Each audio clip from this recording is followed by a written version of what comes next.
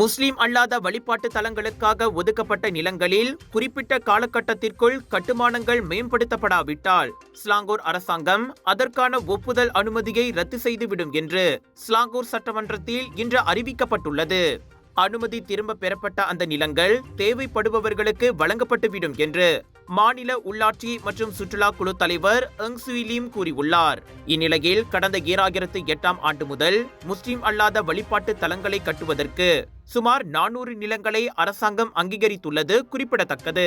சம்பந்தப்பட்ட வழிபாட்டு நிர்வாக குழுவினர்கள் இனியும் தாமதப்படுத்தாமல் கட்டுமான பணிகளை உடனே தொடங்க வேண்டும் என்றும் அறிவுறுத்தப்பட்டுள்ளனர்.